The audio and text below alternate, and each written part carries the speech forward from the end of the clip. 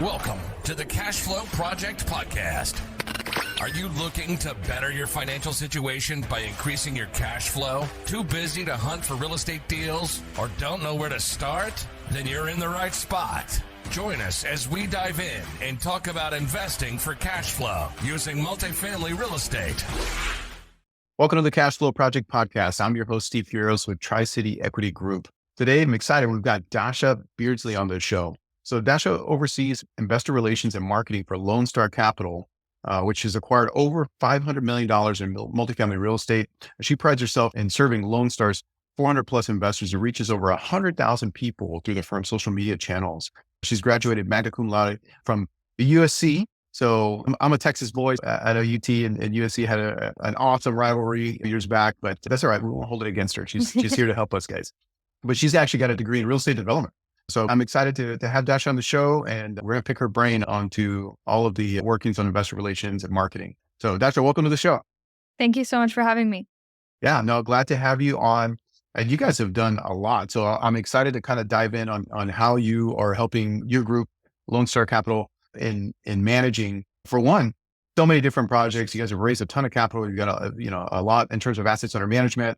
One vital component, of course, is how you manage all of that. Because anytime you're raising capital, syndications or funds or whatever, you got a lot of investors. There's a lot of moving parts behind the scenes. So I'm definitely excited to talk to you a little bit in terms of how you guys manage all of that. But before we get there, I'd love to hear a little bit about your backstory. Like how did you get started into real estate? Why even pursue a degree in real estate? I think that's actually pretty interesting. Did you have did you come from a family or something that had a background in real estate? Like what was the interest there? Like what's your story?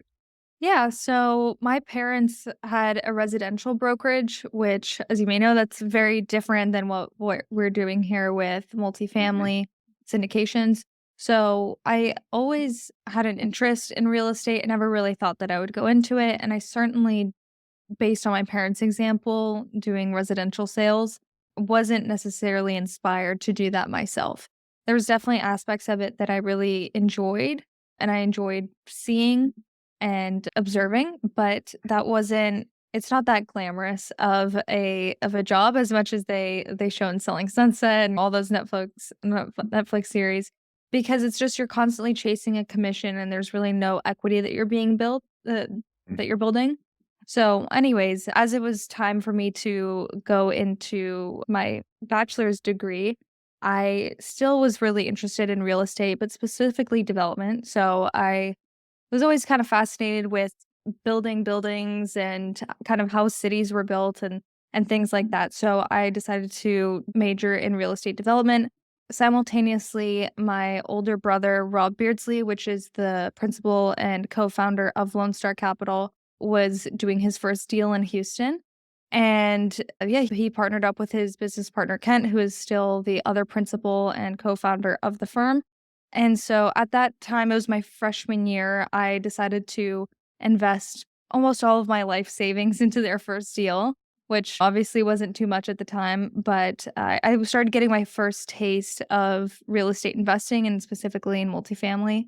And so I had various jobs in real estate throughout my time in college, and whatever money I was making, I was just trying to save as much as possible and hand it over to my brother and invest in all of his deals. So that's really how I got started. I never really intended on working for my brother's company or for Lone Star Capital. However, it just really happened naturally, and over time, I first started on the marketing, slowly made my way up, and basically just got more and more involved. And I really enjoyed kind of the sense of ownership that I could have over my work, and also working with a small team that you're just really able to make a difference and have your voice be heard. So I think it's really special at my age, and especially my age at the time, to be able to have that much impact on a firm. And I have so much buy-in, even from the beginning, investing in it. It just felt like a really natural and great opportunity for me. So that's how I got started. Oh, that's awesome. Yeah, thanks for actually sharing that too. But I have to kind of laugh at, well, for one, you making the comments about the shows, because for sure. I mean, I think most of our listeners, of course, are investors at this point, but there's no shortage of people, of course, that they get drawn into real estate watching the shows, like whether they be like that, the agent shows kind of showing the higher end luxury properties and what sales and whatnot, or the flipping shows, like on the investor side, right? Because they definitely find ways to kind of sell both of those avenues that rope people in. Oh, it's so easy. Look, you can just sell And for it's this. fun. Oh yeah, it's so much fun. Look, you just roll up and you're selling a multi-million-dollar house like right off the bat, but you're earning all these commissions. Or on the investor side, oh look, you see this dumpy house in the neighborhood and you turn around and you fix it and look at that. 30 minutes later, you doubled your money or whatever. So, Exactly. so this is the power of marketing, guys. So just, but no, yeah. And I'm glad that you shared it. For one, that's pretty cool that your family had a residential brokerage. So you at least had some exposure to that, but that wasn't the route that you took. Most people, oh, family business, cool. I'm going to work inside the family business. So you at least understood, okay, cool. Yeah, I understand maybe some of the mechanics, but I also see the negative aspects of it. I don't want that. I do want this. Real estate's still good. So I'm glad that that didn't put you off, because I easily could have done that. I don't want mom and dad's life, right? Like For I see the sure. stress. I see the calls at midnight or late into the night signing Yeah. contracts, or Saturday it's nights, 9 p.m. They don't care. yep. No, but also too, like I wanted to touch on you investing your hard-earned money and your time into, let's say, the deals. I don't think that that's something that a lot of people do. I mean, for one, it's an access thing. You're investing in your family's deals effectively. But I think just the mindset to, hey, no, I understand that this is a good thing. And I'm not going to buy the toys. I'm not going to buy the junk, and I'm not going to spend my money on dumb stuff that's not going to serve me well. I'm actually going to pour every last dollar into basically planting a seed. I have these conversations all the time. Guys, if you will just do this for a season, I mean, of course you'll benefit from doing it throughout your life. But even if you do it, let's say the next 5 years, man, I am just going to scratch and claw, and every spare dollar that I earn, I'm going to pour it into solid investment, right? It's a game changer. Oh my goodness, it's a game changer. And you just able to build momentum off of that. So thank you even just for sharing kind of that nugget with our listeners, with me. I think that's huge. Now you're working with Rob, you're working with Kid, you're at Lone Star. How did you guys scale up, right? Because that's, for one, that's a lot of work just to be able to get to that point. You're seeing success, that kind of deal. How did you find your fit, your role there at the company in terms of doing social media or doing investor relations? Like, did you have no, I've already got my own personal TikTok channel or something up to made tens of thousands of followers or whatever? Or was it just like, no, this is the need, I can do this and this is great, I enjoy doing this? Tell us a little Yeah. bit about that component. So I wanted to just touch on a little bit of what you said as far as access, because I do Mhm. think that's a super important component of whether people will invest rather than just save their money or spend it. Once you see that you have a really good place for your money, obviously the opportunity cost is a lot higher if you know that you can invest your money and expect a certain return. And I think that, of course, we can be sold projected returns wherever we want. Everyone's going to be trying to sell us a certain return, but the real factor there that's important is trust. So obviously I trusted Mhm. my brother more than anyone, and so that was an incredible place for me to place my money. And so of course not everyone is in a position where they could give a family member that they trust so much of their investable dollars. However, I think that just kind of speaks to the importance of trusting the sponsor that you're working with and really trying to get to know them, get to know their track record and things like that. But yeah, as far as kind of my transition and how specifically got to working with Lone Star, it was kind of by accident almost. So basically, my brother and I decided that we were separate from Lone Star, going to start a conference. We saw that there's a lot of conferences around, but a lot of the times people will go. There's hundreds of people. You don't really get that much value out of it, and there is not as much of an emphasis by the event makers on networking. And so that's what really we felt was kind of lacking in the space, and also really high quality content that speaks specifically to people who are already professionals in the space. A lot of the times it's kind of dumbed down, and not in a bad way, but it's just a little bit more introductory type of knowledge to cater to the common denominator, I guess, in the room. So we really wanted to create a high level, super high level experience and content for a conference. So basically we started with that, doing our first one. Basically after the first one, we decided that it would make more sense for it to be a Lone Star thing. So straight basically from there, I was working on marketing the event and just getting more and more involved. Then I started doing the video editing. So I really didn't have any experience with marketing or social media other than my own Instagram that I would maybe post to every couple of months. But I just started slowly. I was video editing, looking up videos, and that also really was a great opportunity for me to learn what Rob was talking about and absorbing the information that he was sharing in these videos. So that was actually a good training experience aside from because I don't use the video editing skills that I have now, but still throughout that process, I learned a ton.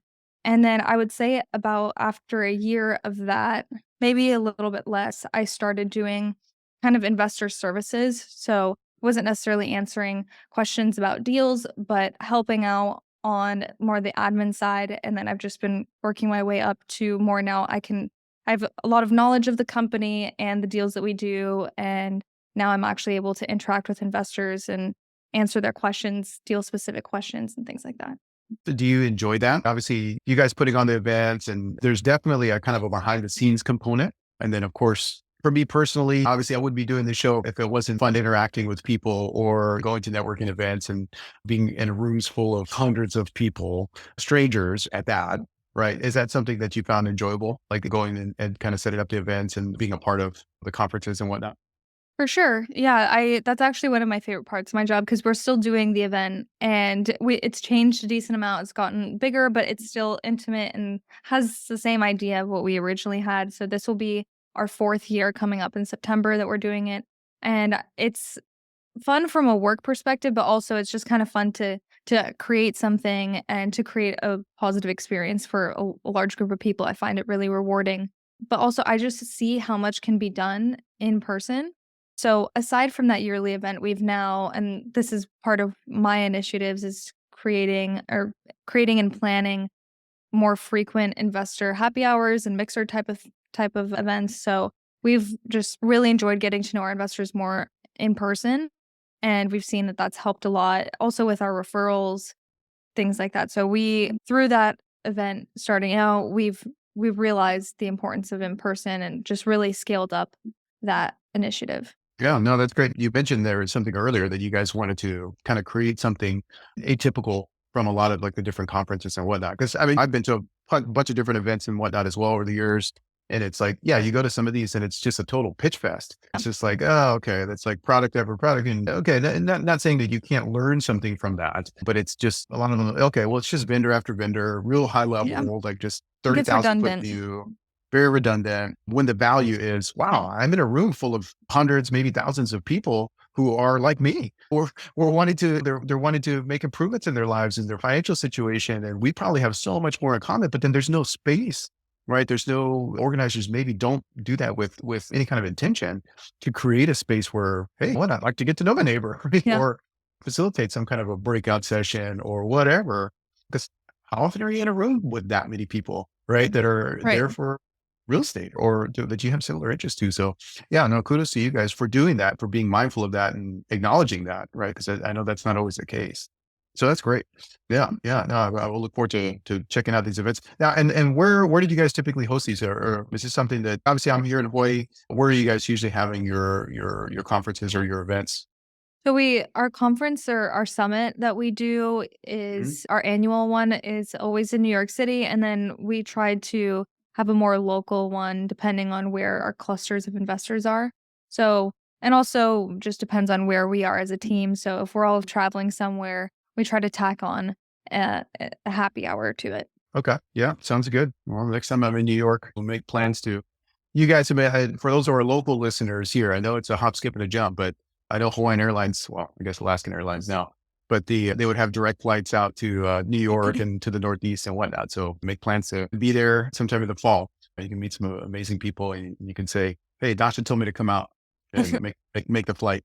Awesome. Well, tell us about too, kind of, you've seen a lot of deals, you and the Lone Star team obviously have been doing this for a while now to be able to develop that large of a portfolio. Can you tell us like any stories like of learning lessons or that kind of stuff along the way?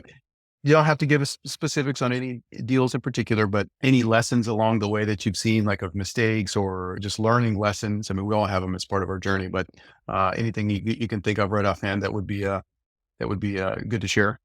Yeah, I would say this was the first deal that I invested in and Mhm. Lone Star Capital's first deal. So I wasn't part of the team at this time technically, but basically there was a couple of pretty bad experiences with the third-party property management company that happened with Mm, that first deal. And I think also when you're starting out as an operator, people may like the vendors that you're working with, like a third party management company. I'm not sure exactly if this had anything to do with it, but people can be a little bit more predatory if you aren't as experienced. So, anyways, through those couple of negative experiences with that first deal with the third party property management, Robin Kent set out that very early on in the firm's growth, they wanted to bring property management in house. And so we did that in 2021. So it's been a few years and yeah, we have property management in-house and it's been really great, not only from a management perspective, but also a credibility standpoint. So that was one of the learning lessons I think that luckily we got early on and have been able to implement and create a solution for early on as well. yeah, no, that's a huge component for a lot of investors. But this can be whether you're investing in your local market or you're investing thousands of miles away, like a lot of us are being here in Hawaii. It's like, well, hey, the closest landmass. I mean, we're so isolated out here. So you're trying to manage property, you're trying to manage projects thousands of miles away. So you're really, really dependent on your boots on the ground. So no matter who the deal sponsor is, whatever group you're investing with, you really need to make sure that they have a strong team on the ground, right? Because these guys can make or break your deal. If it's residential and you're just working on a flip project, or it is a large multi-million dollar multifamily complex, like a project, all of it, we're so dependent on not only project management, but the day-to-day management for handling all your residents, resident interactions, managing resident events or turnover, occupancy, all that kind of stuff. It really, really boils down to how well your management is there on the ground. We've had our own challenges with that, and I think any investor who's been in the business for any length of period, any period of time, will attest to the same thing. Yeah. So yeah, very smart of you guys to recognize that pretty early on. And okay, yep, we're going to bring it in house because this is such a crucial aspect of the business. And it sounds like maybe that you guys have found some success with that. Did you guys implement that across the portfolio or was that like certain projects and Yeah, across the portfolio. So all of our properties are managed by our in-house property management. And also a Mhm, key aspect that we believe is really important for our in-house property management company is that Lone Star is our company's only client. So we don't take on any mhm. other sponsors' properties for on our management arm. Yeah, I've often thought about that too, because when a company goes vertical, obviously you're able to tackle more facets of the individual business. Okay, yeah, well, we're going to develop a property management arm, or we're going to develop our own construction company, or whatever, like to handle heat Mhm. returns and all that kind of stuff. Was that a conscious decision to not take on additional clients, or is it just like, well, hey, we're going to focus on our own portfolio first before we branch out and kind of offer these services to other investors? Yeah, I would say it's a conscious decision. We're not really looking we don't make money on our property management, so Hmm. that's not where we're looking to make money. We're really looking to Gotcha. create value at the deal level for investors and ourselves, of course. So for us, it's not really worth to try to make money on the property management when we just wanna focus on managing the properties well. So I think that it's just creates kind of a distraction if we're taking on other properties.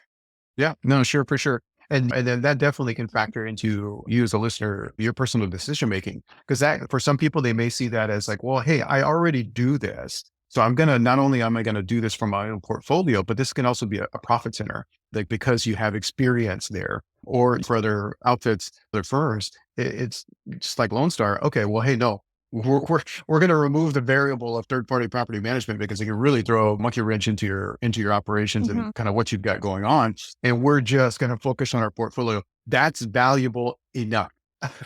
That creates value into itself, not necessarily, okay, hey, we're going to sell these services and offer it to their operators in that market. So yeah, a couple of different ways that you can look at that for sure. And definitely sounds like, again, you guys are keeping it in-house and just managing the existing portfolio. So that's great. Any tips or tricks for like just in terms of, let's say, social media or like marketing that you might have, like anything you can share with our listeners that may be beneficial to them, that maybe a learned lesson for you and kind of managing Lone Star's accounts? Yeah. So, as far as our social media strategy, we've really taken a broad approach where we're on pretty much every single platform.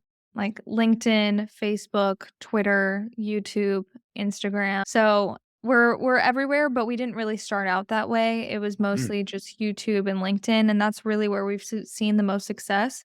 Maybe it's because we started out that way, who knows, but I think it is really helpful to really focus on a couple, like maybe 1 to 3 platforms at first and understand them a lot more because you're just gonna find a lot more success on them, and they also all have their nuances as to how to be successful on each platform.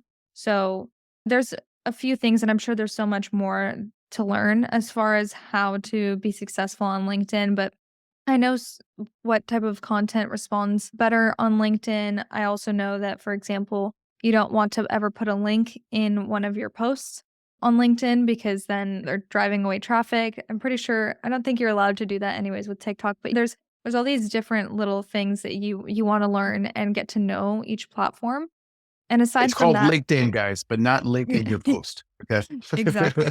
And so I think that also what has really helped us be able to be broad and put out so much content. We're posting just on Rob's socials. We're doing 5 longer form slash text content and then 5 short form videos a week. So we're putting out 10 and then plus podcasts. So we're putting out a ton of content each week, and we've been doing that for years. And I think the content planner that I have is super important for that because it really drives home, for me at least, the point that each post needs to have a CTA. So we have a certain amount of CTAs, which are call to actions. So each post needs to have something that we want the audience to do. And so the content planner makes it very clear, like each one is hitting one of those things that we want to hit. And we have a schedule for how often we want to hit each CTA. So I think being super strategic and intentional about your social media helps a ton. However, at the end of the day, it's really about consistency and time because it's taken years to get to where we are currently. And I'm sure we're just going to keep getting the growth is more exponential, I would say, on social media. So not getting discouraged in the beginning is really important. Oh, that's super important. That's super valuable, even just hearing that, because it is one of those things where we expect kind of, and I think in general, just my experience in just life, right? We expect kind of this linear growth because that's typically the way that we physically grow, but it doesn't work that way when we're dealing with, let's say, anything online. And if you're strategic about it, okay, guys, it might be linear to a certain point, and then something happens. You've got something that goes viral. Now you have exponential growth and you get kind of this hockey stick that ends up happening where you were all right, but you'll never get there if you're just not like, if you're not consistent with it, if you're not like, all right, yeah, I'm going to put my fight, and maybe it's not 10 pieces of content for you as an individual. Maybe it's just like, all right, I got to do one a day, or even to start, maybe it's one a week, Mhm. but all right, we're going to get that one out every single week without fail. And you just Yes. never know. Like you have to have that intentionality to be able to set yourself up for success in the future. So no, I love that. That's actually very relevant. I So very also good. think, oh, sorry. No, no, Um, good. I also think it's really important to understand that even with social media, obviously we're all looking for good, like high numbers, lots of viewers, likes, all of that. But it's not necessarily necessary to be moving you forward in your business. So, for example, with our YouTube, Rob has been posting on there slash Lone Star has been posting on his account for probably 6 years now. And the growth has been pretty linear on there. And Mhm. it depends on the type of video, of course, but a lot of the times the podcasts that we post on there only get a couple hundred views. And yet when I'm at one of these investor happy hours, they pretty much everyone is saying, "Oh, I watch all of your podcasts that you guys put out." That was really the kind of pushing factor for me in deciding to invest with you guys. I really feel like I get to know you and I've learned so much from you guys. So it was really amazing. Sometimes you don't even realize how much of an impact the content that you're putting out there makes, but you don't need to have huge numbers to be hitting the people that you're really looking to target. That's true. And actually, thank you for sharing that too, because it's easy to get discouraged, especially because, okay, well, hey, let's say the top channels, the top influencers, right, they're gonna have millions of subs. Mm.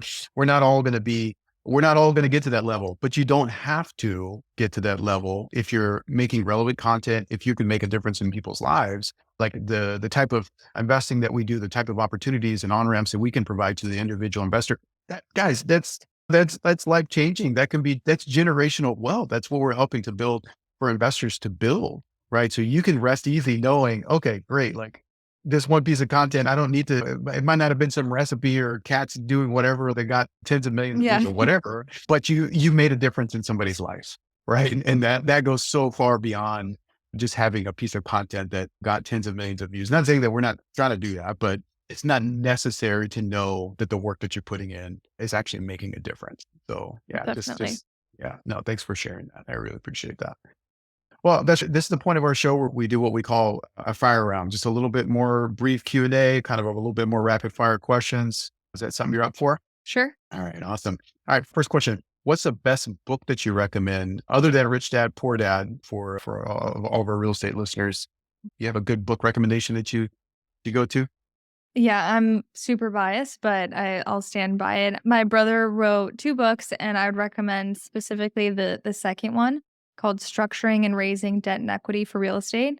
Not to say that the first one isn't amazing, but it's just more specific and niche to underwriting, which is also good if you're a passive investor or an active investor and want to get into the underwriting of multifamily acquisitions. But the second one is more broad and just really, really helpful. I learned a ton reading and editing it before it was published. So I'd recommend that one.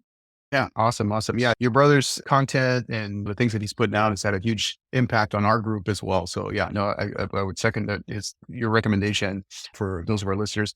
And for those of you guys that want to get a little bit more technical, a little bit more in the weeds, right? Yeah. Because there's all kinds of content out there. You'll find the right fit for you. Rob's book are going to definitely be a good fit for a certain segment of our listeners. So yeah, awesome.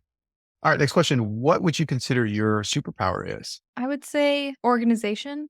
Okay. Definitely a superpower. For those of us that are not organized, oh my goodness, you guys are wearing the capes. And the reason, guys, that we ask this is it's good for you as a listener to recognize the strengths that you might have, because your strength is going to be what somebody else needs as a complement. And that's what we want to try and do, right? When you're building out your business, no matter what it is, right? It doesn't have to be real estate related, but you want to play to your strengths and you want to surround yourself with other people who can shore up your weaknesses. So it's important for you to recognize, hey, what is your superpower? What are you good at? What do you get compliments for from other people that recognize that in you that you may not see in yourself? And if Mhm. you find that consistent, hammer that. Do more of that, right? Get really good at that. So very good. Yeah. Organization, definitely. That's a super skill. That's a superpower. All right. Next question. What's the biggest lesson that you've learned over your career thus far? Oh, I'll have to think of that one. Pressing question. I know. It's like, what's the meaning of life? No, it's okay. The biggest lesson, I don't know, it's gonna sound maybe a little silly, but, like, triple check your emails. There have been Right. some times, like, I really like to get back to people super quickly. We're all about getting back to investors super quick, which I still do, but sometimes I just get a little ahead of myself and I send that email before I attach something or I review the document that I'm attaching. So I've really learned from I would do that a bit more in the beginning of when I first started. So I learned it saves you time to just double triple check your emails before you send them. Yeah, no, I mean, that's absolutely vital for those of our listeners that may be used to working on stuff. It's like measure twice, cut once. Like you don't want to have to make the mistake when it's so easily avoidable. If you can just, all right, let's just maybe put that brief second and, oh yeah, I didn't put the attachment on there. I didn't put that OA or whatever that you had needed to attach in there. Oh, and then, hey, and there's no attachment. Oh, shoot, Yeah, sorry about that. exactly. It just ends up taking more time for everyone, Right. Yeah. unfortunately. Yeah. Yeah. All right. Next question. For the busy working professionals trying to work towards financial freedom, what advice would you have for them? I would say just really starting to invest as soon as you can. Mm. Not sooner though than you can find a good sponsor that you trust.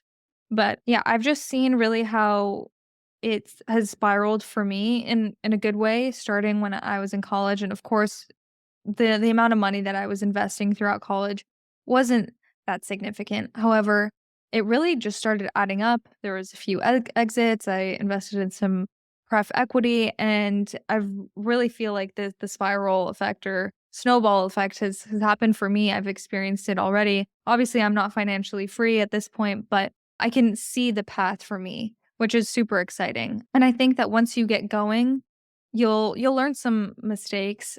So, and there is a learning curve, and you'll just kind of explore more and more the entire world of investing. So getting started as soon as possible, I think, is get best. And also probably talking to your friends that are similar to you that maybe have invested with someone else and getting some referrals so you can really trust whoever you're giving your hard-earned money to. Yeah, no, for sure. And yeah, and I would definitely second Dasha's advice there, just in terms of getting started. Once you build momentum and you start getting some progress made, it's super exciting, and you'll want to find ways to do more. So Definitely. I always think body motion tends to stay in motion. So like if you got to get that motion going, that's the hard part. But after that, you'll want to continue along. Yeah. All right. Yeah. And then so for our audience, if our listeners want to reach out to you or learn more about what Lone Star's got going on, what's the best ways for them to do that?